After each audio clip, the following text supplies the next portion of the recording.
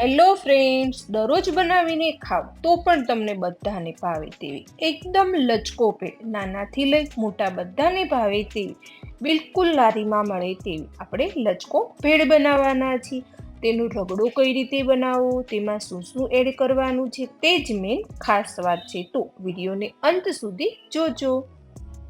તો ચલો friend, recipe start કરીએ. અહીંયા મેં 1 કપ વટાણા લીધેલા છે.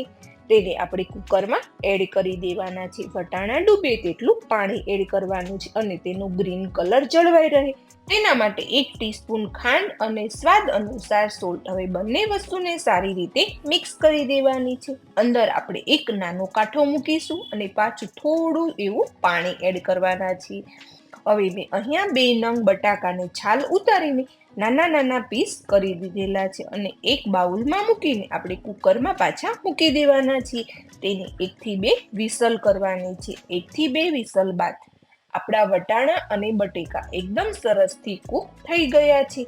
આ રીતે કૂક કરવાથી બે વસ્તુ સરસથી કૂક થઈ જાય છે. વટાણા આપણા એકદમ સરસથી કૂક થઈ ગયા છે. તો હવે તેમાંથી આપણે જે કાંઠો મૂકેલો હતો તે નીકાળી દેવાનો છે અને બટેકા બાફેલા હતા તેને અંદર એડ કરી દેવાના છે.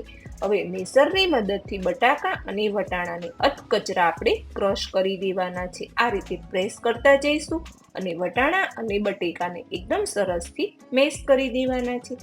આ રીતે કરવાથી રગડાનો ટેસ્ટ ખૂબ જ સારો આવે છે. બટાકા હોવાથી તેમાં ખૂબ જ સારો એવો ટેસ્ટ આવે છે. અધકચરું જ ક્રશ કરવાનું છે, બધા વટાણાને ક્રશ નથી કરવાના, તે વાતનું ખાસ ધ્યાન રાખવાનું છે. હવે આપણે રગડો બનાવવા માટે એક પેન લેવાના છીએ. તેમાં 1 ટેબલસ્પૂન તેલ લેવાનું છે. 1 ટીસ્પૂન જીરું, 1 ટીસ્પૂન વરિયાળી અને 1 ટીસ્પૂન હિંગ અને 1 ટેબલસ્પૂન આદુ મરચાં લસણની પેસ્ટ એડ કરવાની છે. બધા જ મસાલાને સારી રીતે મિક્સ કરી દેવાના છે. વરિયાળીનો ટેસ્ટ ખૂબ જ સારો આવે છે. 1 નંગ કાંદાને મેં ઝીણું ઝીણું ચોપ કરી દીધેલું છે, તેને અંદર એડ કરવાનું છે. હવે કાંદા એકદમ સરસથી બ્રાઉન થાય ત્યાં સુધી તેને સાતળવાના છે. ગેસની ફ્લેમ મીડિયમ ટુ લો રાખવાની છે.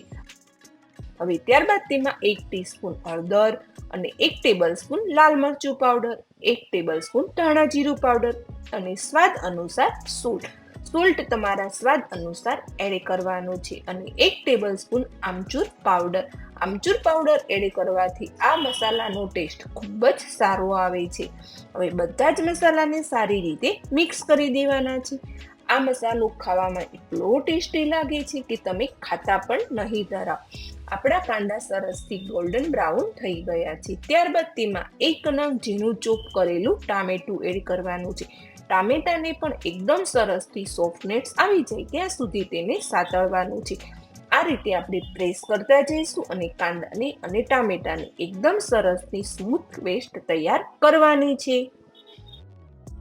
તેને 3 થી 4 મિનિટ જેવું સરસથી કૂક કરવાનું છે. ત્યાં સુધીમાં આપણી પેસ્ટ સરસથી તૈયાર થઈ જશે. 3 થી 4 મિનિટ બાદ બટાકા અને વટાણાનો રગડો એડ કરી દેવાનો છે. હવે તેને સારી રીતે બધા જ મસાલામાં મિક્સ કરી દેવાનો છે.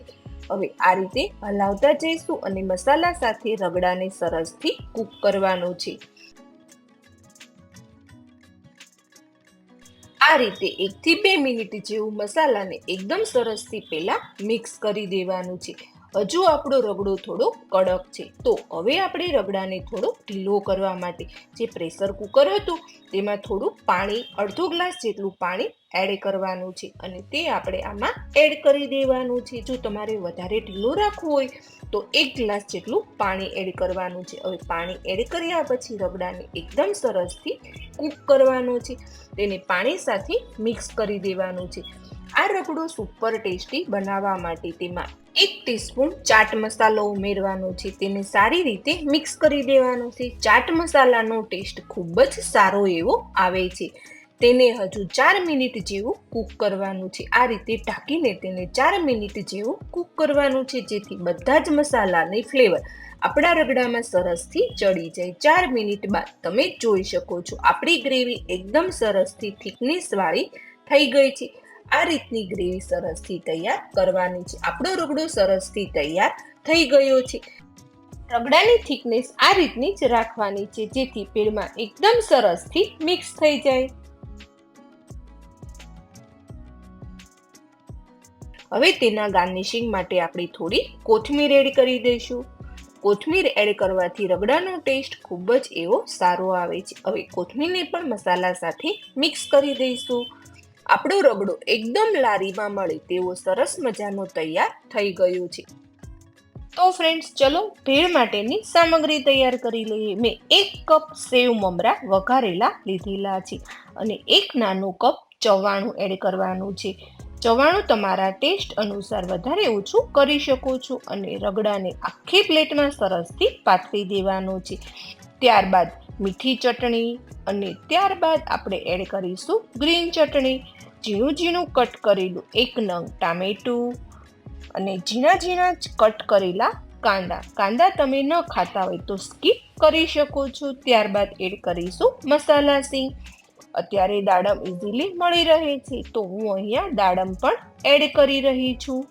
દાડમ એડ કરવાથી ભેળનો ટેસ્ટ ખૂબ જ સારો આવે છે. હવે થોડી એડ કરીશું આપણે ઝીણી સેવ અને ગાર્નિશિંગ માટે થોડી કોથમીર. હજુ તમારે મીઠી ચટણી જોઈએ તો થોડી વધારે એડ કરી શકો છો. આપણી એકદમ લારીમાં મળે તેવી લચકા ભેળ સરસ મજાની તૈયાર થઈ ગઈ છે. છે ને, જોતાં જ ખાવાનું મન થઈ જાય તેવી. તો આ રગડાવાળી ભેળ તમે ક્યારેય ન બનાવી હોય તો લીલા વટાણાની રગડાવાળી એકવાર ભેળ જરૂરથી બનાવજો.